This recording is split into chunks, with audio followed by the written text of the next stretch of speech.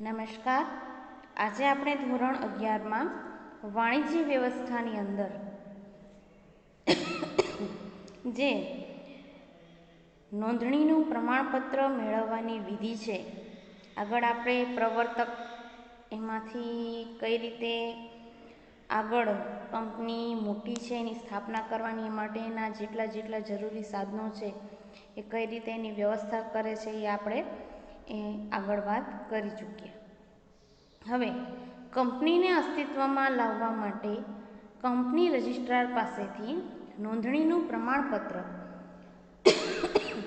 મેળવવું પડે છે.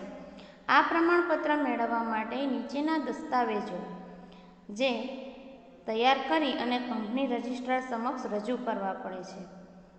એમાં આવેદનપત્ર, અહીંયા લીટી કરજો, એ કંપનીનો પાયાનો દસ્તાવેજ છે, કંપનીનું બંધારણ છે, જેની ઉપર કંપનીની ઇમારત ચણવામાં આવે છે, એ આવેદનપત્ર છે. એમાં નીચેની કલમોની જોગવાઈ કરવી એ ફરજિયાત છે.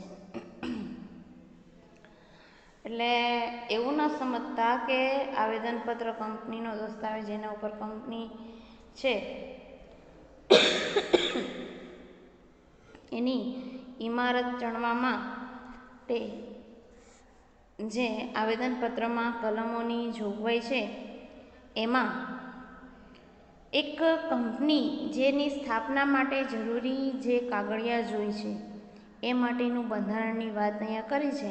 એમાં નામની કલમ, શેરથી મર્યાદિત જવાબદારીવાળી જાહેર કંપનીએ તેમના નામના છેડે લિમિટેડ અને મર્યાદિત જવાબદારીવાળી ખાનગી કંપનીએ પ્રાઇવેટ લિમિટેડ.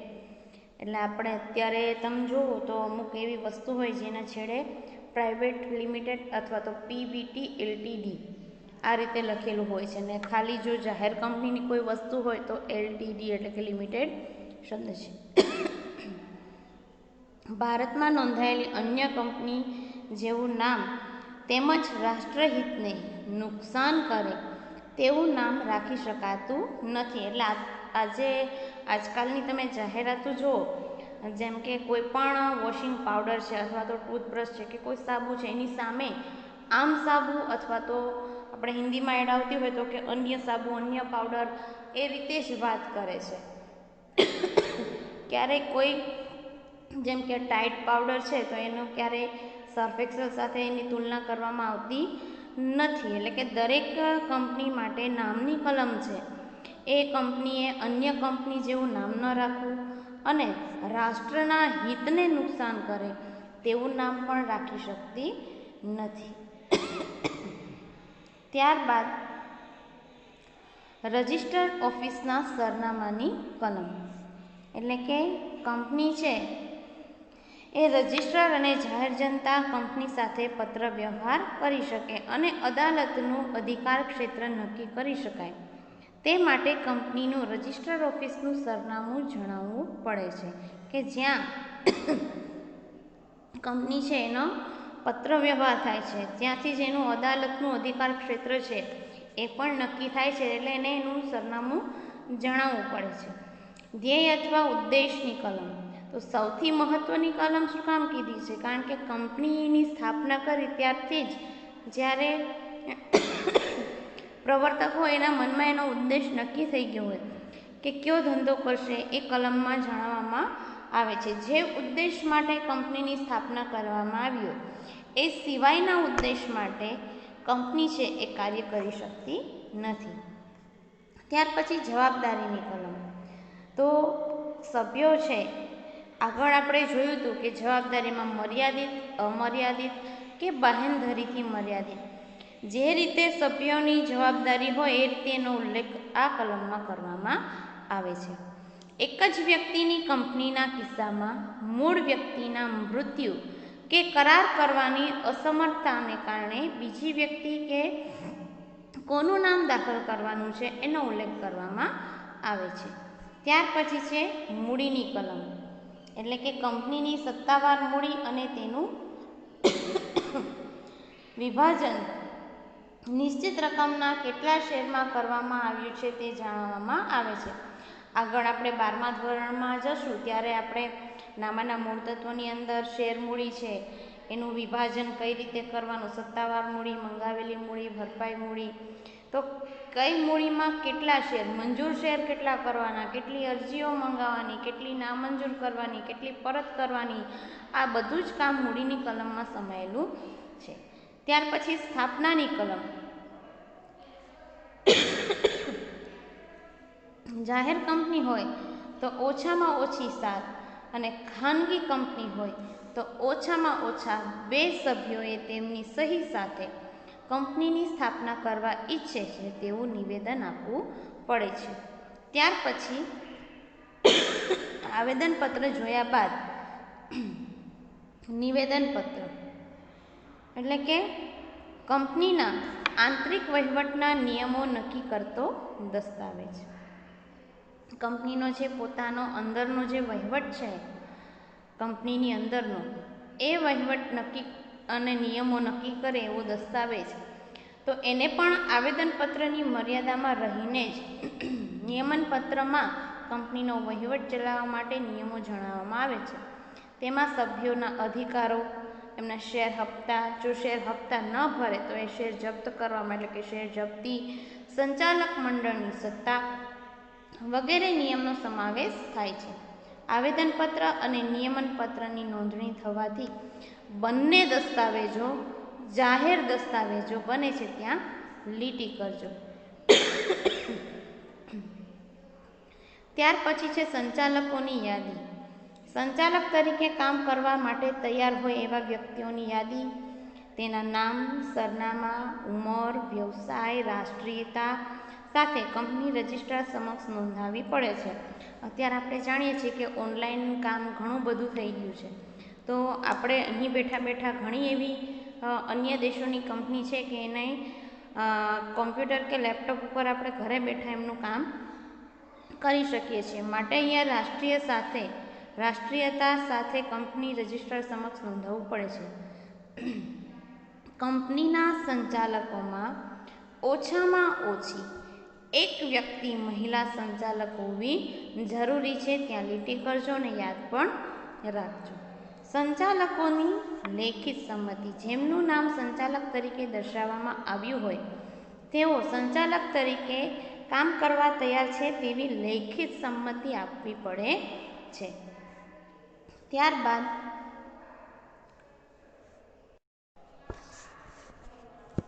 તેમાં અન્ય કંપનીમાં હિત અંગેની જાહેરાત. કંપનીના સંચાલકો, મેનેજર, સેક્રેટરી કે ભરણું ભરનાર જો બીજી કંપની સાથે હિત સંબંધ ધરાવતી હોય તો તે અંગેનું નિવેદન નોંધાવવું પડે છે. કારણ કે અહીંયા હિત સંબંધ, સારા સંબંધની વાત છે, જેમાં કંપનીનું પણ હિત હોય, અન્ય કંપનીના હિત અંગેની જાહેરાત હોય તો એ ખાસ નોંધાવવું પડે છે. ત્યાર પછી કાયદાના પાલનની જોગવાઈઓનું નિવેદન. કંપનીની નોંધણી માટે ઉપર્યુક્ત બધી જ કાયદાકીય જોગવાઈનું પાલન કરવામાં આવ્યું છે તે અંગેનું નિવેદન નિયત ફોર્મમાં કંપની રજિસ્ટ્રાર સમક્ષ નોંધાવવું પડે છે. ત્યાર પછી ઉપરના દસ્તાવેજો સાથે જરૂરી નોંધણી ફી ભરવામાં આવે છે. કંપની રજિસ્ટ્રારે દસ્તાવેજોની ચકાસણી કર્યા બાદ જો દસ્તાવેજો છે એ સંતોષકારક માલુમ પડે તો તેની નોંધણી કંપનીઓના ચોપડામાં કરે છે. આ વિધિ પૂર્ણ થયા બાદ રજિસ્ટ્રાર એ નોંધણીનું પ્રમાણપત્ર આપે છે અને નોંધણીના પ્રમાણપત્રમાં જે તારીખ આપવામાં આવી હોય, ખાસ યાદ રાખજો, નોંધણીના પ્રમાણપત્રમાં જે તારીખ આપવામાં આવી છે તે જ તારીખથી કંપનીની શરૂઆત થયેલ ગણાય છે. પછી તમે નોંધણીનું પ્રમાણપત્ર લઈ આવો અને 5 દિવસ પછી કંપની શરૂ કરો તો એ તમે 5 દિવસ લેટ શરૂ કરી છે તમારી રીતે, પણ તમારી શરૂઆત તો જ્યારથી તમને નોંધણીનું પ્રમાણપત્ર મળ્યું છે ત્યારથી જ થઈ ગઈ છે. કંપની રજિસ્ટ્રાર કંપનીનું નોંધણીનું પ્રમાણપત્ર આપવાની સાથે સાથે ઓળખ નંબર પણ ફાળવે છે, જે કંપનીની ઓળખ બને છે અને તેનો સમાવેશ નોંધણીના પ્રમાણપત્રમાં કરવામાં આવે છે. કંપનીએ રજૂ કરેલ મૂળ દસ્તાવેજો અને માહિતી પત્રકો કંપનીનું વિસર્જન ન થાય ત્યાં સુધી કંપનીની રજિસ્ટર્ડ ઓફિસે સાચવવામાં આવે છે. ખાનગી કંપની છે આ વિધિ પૂરી કર્યા બાદ ધંધો શરૂ કરી શકે છે. પણ જ્યારે જાહેર કંપની છે એને 1/3 એટલે કે વિજ્ઞાપન પત્ર બહાર પાડી લઘુત્તમ ભરણું એટલે કે અહીંયા લઘુત્તમ ભરણું એટલે કેવું કે તમે જે અરજી મંગાવેલી છે એમાં ઓછામાં ઓછું 90% ભરણું ભરાયેલું હોવું જોઈએ. એ રકમ તમને મળી જવી જોઈએ. એટલે કે લઘુત્તમ ભરણાની શરત પૂરી થયા બાદ શેરની ફાળવણી કરી શકે છે. એટલે આપણે આજે અહીંયા જે આગળ નોંધવામાં આવેલું હતું એ કે આપણે કંપનીની સ્થાપના વિધિમાં પ્રવર્તન, એનો વિચાર, એની ચકાસણી, એનું એકત્રીકરણ એટલે કે કંપનીની સ્થાપના વિધિમાં તમામ મુદ્દા છે જોયા. અને સ્થાપના વિધિ છે એ પ્રશ્ન મોટો છે અને પાકો પણ કરવાનો છે, 5 માર્કમાં પણ પૂછાઈ શકે. હવે આપણે વાત કરશું તફાવતની. તો સૌથી પહેલો તફાવત છે એ છે કોની વચ્ચે? તો કે ભાગીદારી કંપની અને ભાગીદારી પેઢી અને કંપની વચ્ચે. તો એમાં સૌથી પહેલાં સ્થાપના વિધિ. ભાગીદારી પેઢીની સ્થાપના તો કે સરળ, મરજિયાત છે નોંધણી અને અલગ કાનૂની અસ્તિત્વ મળતું નથી. જ્યારે કંપનીની એની સામે જુઓ તો લાંબી છે, અટપટી છે અને નોંધણી પણ ફરજિયાત છે ને અલગ કાનૂની વ્યક્તિત્વ મળે છે. સભ્ય સંખ્યા ખાસ ભાગીદારી પેઢીમાં યાદ રાખજો, ઓછામાં ઓછા 2.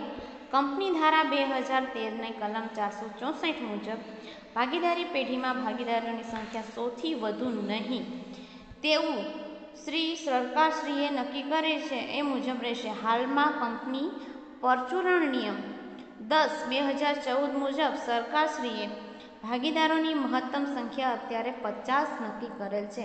આ તમામ વિગત તમારે પણ લખવી પડે.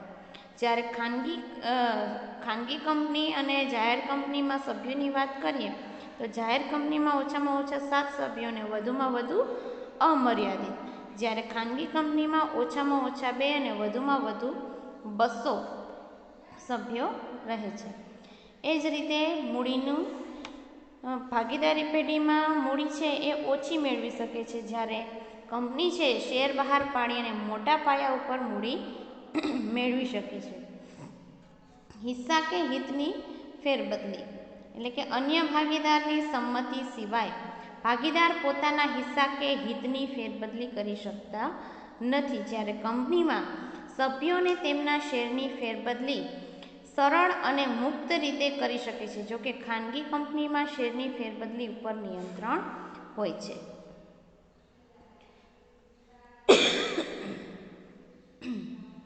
ત્યાર પછી ભાગીદારી પેઢી. ભાગીદારી પેઢીમાં ભાગીદારોની જવાબદારી અમર્યાદિત હોય છે. સામે કંપનીમાં મર્યાદિત જવાબદારીવાળી કંપનીની દેવા માટે શેર હોલ્ડરો વ્યક્તિગત રીતે જવાબદાર બનતા નથી. ત્યાર પછી સંચાલન. પેઢીનું સંચાલન ભાગીદાર પોતે જ કરે છે. જ્યારે કંપનીમાં શેર હોલ્ડરો દ્વારા જે ચૂંટાયેલા સંચાલકો છે એ કંપનીનું સંચાલન કરે છે. ભાગીદારી પેઢીનું આયુષ્ય છે. કોઈ ભાગીદારનું અવસાન થાય, નાદાર જાહેર થાય, અસ્થિર મગજનો થાય કે તો ભાગીદારી, ખાસ શબ્દ સાંભળજો, ભાગીદારીનું વિસર્જન થાય છે. આથી એનું આયુષ્ય ટૂંકું હોય છે. અહીંયા કંપનીમાં સભ્યના મૃત્યુ, નાદારી, અસ્થિર મગજ થવાના સંજોગમાં કંપનીનો અસ્તિત્વનો અંત આવતો નથી. ખરેખર અહીંયા આયુષ્ય લખ્યું છે. ભાગીદારીનું વિસર્જન હવે હાલમાં જોઈએ તમારા 12મા ધોરણમાં આવશે કે એમાં બંનેની તુલના પણ આપેલી છે. ભાગીદારી અને ભાગીદારી પેઢી બંનેનું વિસર્જન અલગ અલગ. એટલે કે ભાગીદારીમાં બધા સભ્યો પોતપોતાની રીતે કે સહમતિથી થાય એટલે કે ભાગીદારીનું વિસર્જન. પણ ભાગીદારી પેઢીનું વિસર્જન ક્યારે થાય? તો કે આખી ભાગીદારી પેઢી બંધ, એનો અંત આવવાનો હોય ત્યારે એનું વિસર્જન થયું કહેવાય છે. એટલે અહીંયા ભાગીદારીનું વિસર્જન એટલે ભાગીદારી આપણે ઉપર જે હેડિંગ છે ભાગીદારી પેઢી છે, એટલે ભાગીદારી પેઢીનું વિસર્જન આમ તો થાય છે, પણ કઈ રીતે કે એમાં સાવ ભાગીદારી પેઢીનો અંત આવતો હોય. એટલે આમ જોઈએ તો આ વાક્ય અહીંયા પણ બરોબર છે કે ભાગીદારીનું વિસર્જન થાય છે, ભાગીદારી પેઢીનું અહીંયા લખેલું નથી. ધંધાના રહસ્યની જાળવણી થાય, કંપનીમાં મુશ્કેલ થઈ જાય છે. ભાગીદારી પેઢી છે એ ઓછા સભ્યોની હોય એટલે એમાં જે પરિવર્તન લાવવું હોય એ લાવી શકીએ, જ્યારે કંપનીમાં બહુ મુશ્કેલ છે. ત્યાર પછી વ્યક્તિગત સંપર્ક, પેઢીના કર્મચારીઓ સાથે ગ્રાહકો સાથે ભાગીદાર છે એ સીધો સંપર્ક રાખે છે. આ અભાવ આપણને કંપનીમાં જોવા મળે છે, ત્યાં વ્યક્તિગત સંપર્ક હોતો નથી. વિસર્જન, કરાર અનુસાર અથવા કાયદાઓ નક્કી કરેલા સંજોગોમાં ભાગીદાર ઈચ્છે ત્યારે ભાગીદારીનો અંત લાવી શકે છે. કંપનીનું વિસર્જન કાયદાનું પાલન કરીને જ થઈ શકે છે. ત્યાર પછી હવે બીજે તફાવતની વાત કરીએ તો એમાં આવશે ખાનગી કંપની અને જાહેર કંપની. આગળનો તફાવત હતો એ ભાગીદારી પેઢી અને કંપની હતો. અહીંયા કંપની ત્રણેયમાં આવશે, 3 તફાવત છે આ પ્રકરણમાં. તો અહીંયા ખાનગી કંપની ને જાહેર કંપની. ખાનગી કંપનીના સભ્યો આપણે આગળ હમણાં જોયું ઓછામાં ઓછા 2, વધુમાં વધુ 200, જ્યારે જાહેર કંપનીમાં સભ્યો સંખ્યા છે ઓછામાં ઓછી 7, વધુમાં વધુ અમર્યાદિત, એટલે કે કોઈ જ નિયંત્રણ નથી. ત્યાર પછી શેરની ફેરબદલી ઉપર ખાનગી કંપની છે તેના નિયમન પત્ર દ્વારા એ નિયંત્રણ મૂકે છે, જ્યારે જાહેર કંપનીમાં એ ફેરબદલી છે એ મુક્ત રીતે થઈ શકે છે. ખાનગી કંપનીમાં જાહેર જનતા શેર કે ડિબેન્ચરને ખરીદવાનું આપણે આમંત્રણ આપી શકતા નથી અને વિજ્ઞાપન પત્ર પણ બહાર પાડી શકતા નથી, જ્યારે જાહેર કંપનીમાં વિજ્ઞાપન પત્ર બહાર પાડી જાહેર જનતાને શેર કે ડિબેન્ચર ખરીદવાનું આપણે આમંત્રણ આપી શકીએ છીએ.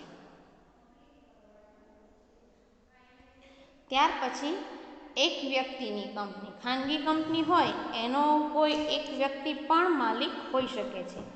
એક વ્યક્તિ કંપની ડિરેક્ટર પણ હોય એટલે કે સંચાલક પણ હોય એવા એકમાત્ર સભ્ય સાથે કરાર કરી શકે છે. જાહેર કંપનીમાં ક્યારે એક વ્યક્તિની કંપની નથી હોતી અને એમાં આવો કરાર પણ કરી શકાતો નથી. સંચાલકોની સંખ્યા, ઓછામાં ઓછા ખાનગી કંપનીમાં 2 સંચાલકો હોવા જોઈએ, જ્યારે જાહેર કંપનીમાં ઓછામાં ઓછા 3, જેમાં એક મહિલા સંચાલક છે એ ફરજિયાત હોવી જોઈએ. ત્યાર પછી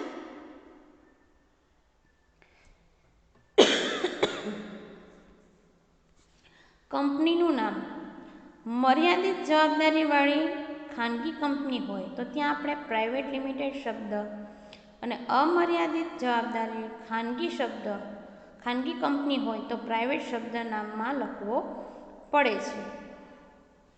એ જ રીતે સામે જાહેર કંપનીમાં મર્યાદિત જવાબદારીવાળી જાહેર કંપની હોય તો તેમની પાછળ લિમિટેડ શબ્દ લખવો પડે છે. ત્યાર પછી નિયમન પત્ર, ખાનગી કંપનીમાં નિયમન પત્ર તૈયાર કરીને રજિસ્ટ્રાર સમક્ષ નોંધણી કરાવવી પડે છે, જ્યારે જાહેર કંપનીમાં નિયમન પત્ર તૈયાર કરેલ ન હોય તેવા સંજોગોમાં કંપની પરિશિષ્ટ 1માં નિર્દિષ્ટ કરાયેલ નમૂનાના મોડેલ આર્ટિકલ્સ છે એ આપોઆપ લાગુ જ પડે છે. ખાનગી કંપનીમાં લઘુત્તમ ભરણાની જોગવાઈ લાગુ પડતી નથી, જ્યારે જાહેર કંપની છે એમાં લઘુત્તમ ભરણાની જોગવાઈ લાગુ પડે છે. એ ફરજિયાત ભરાઈ જાય પછી જ કંપની આગળ એના કાર્ય કરી શકે છે. ત્યાર પછી નવા શેર બહાર પાડવામાં આવે તો કંપની વર્તમાન સભ્યો સિવાય અન્ય વ્યક્તિને શેર આપી શકે છે, જ્યારે જાહેર કંપનીમાં નવા શેર બહાર પાડવામાં આવે ત્યારે પ્રથમ દરખાસ્ત કંપનીના વર્તમાન સભ્યોને કરવી પડે છે. ત્યાર પછી આપણે છેલ્લો આ પ્રકરણનો તફાવત જોઈએ, એમાં છે સહકારી મંડળી અને કંપની. એમાં એનો અર્થ જોઈએ તો સહકારી મંડળી છે એ પોતાની આર્થિક સ્થિતિમાં સુધારો કરવા સમાનતાના ધોરણે સ્વૈચ્છિક રીતે સંગઠિત થયેલ વ્યક્તિઓનું મંડળ છે. જ્યારે કંપની એક કાયદેસરનો ધંધો કરી અને નફો કરવા માટે એકઠી થયેલ વ્યક્તિઓનું મરજિયાત મંડળ છે. સહકારી મંડળીનો હેતુ છે સભ્યોની સેવાનો, આર્થિક વિકાસ અને સદ્ધરતાનો. નફાનો ઉદ્દેશ તેમાં ગૌણ છે, જ્યારે કંપનીમાં એ મુખ્ય હેતુ નફાનો છે. સહકારી મંડળીમાં સભ્ય સંખ્યા ઓછામાં ઓછા 10 અને વધુ સભ્ય સંખ્યા અંગે કોઈ જ જોગવાઈ નથી. એ જ રીતે કંપનીમાં જાહેર કંપની હોય તો ઓછામાં ઓછા 7, વધુમાં વધુ અમર્યાદિત, અને ખાનગી કંપનીમાં ઓછામાં ઓછા 2 ને વધુમાં વધુ 200 સુધી. સ્થાપના વિધિ છે એ કંપની કરતાં સરળ છે, જ્યારે કંપનીની સ્થાપના વિધિ એ સહકારી મંડળી કરતાં લાંબી અને અટપટી છે. ત્યાર પછી વહીવટ લોકશાહી ઢબે થાય છે. સહકારી મંડળીમાં સભ્ય દીઠ એક મત આપી શકાય છે અને કંપનીમાં માત્ર સિદ્ધાંતમાં જ લોકશાહી વહીવટી ખ્યાલ છે એ ભ્રામક બને છે. ખરેખર એવું હોતું નથી. ત્યાર પછી સહકારી મંડળીમાં શેર એક સરખા અધિકારવાળા અને એક જ પ્રકારના શેર બહાર પાડી શકે છે, જ્યારે કંપનીમાં ઇક્વિટી શેર ઉપરાંત પ્રેફરન્સ શેર પણ બહાર પાડી શકે છે. શેરની ફેરબદલી છે એ થતી નથી સહકારી મંડળીમાં. એમાં સભ્ય મંડળીને શેર પરત કરી સભ્યપદનો અંત લાવી શકે છે, જ્યારે કંપનીમાં શેરની ફેરબદલી થઈ શકે છે. શેર મૂડી પર અસર. મંડળીના સભ્યો છે એ મંડળીને શેર પરત કરીને મૂડી શું કરે છે?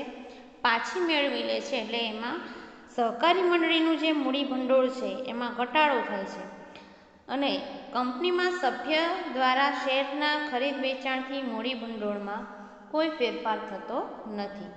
ત્યાર પછી નફાનો ઉપયોગ. કાયદાની જોગવાઈને આધીન રહીને ડિવિડન્ડ આપવા અને સભ્યોના લાભાર્થે જ્યારે નફાનો કેટલોક ભાગ સભ્યોને અહીંયા ડિવિડન્ડ તરીકે વેચવામાં આવે છે. એમાંય જો પ્રેફરન્સ શેર હોય તો પ્રથમ એને ચૂકવવાનું, ત્યારબાદ જો વધે તો ઇક્વિટી શેરવાળા ધરાવનાર શેર હોલ્ડર્સને ડિવિડન્ડ મળે છે. અને હા, વધુ નફો થયો હોય તો ચોક્કસ ઇક્વિટી શેર ધરાવનાર છે એને વધુ ડિવિડન્ડ મળે છે. તો આજે આપણે અહીંયા પ્રકરણ જે ધંધાકીય વ્યવસ્થાના સ્વરૂપ પાર્ટ 2 છે એ અહીંયા પૂરું કરીએ છીએ.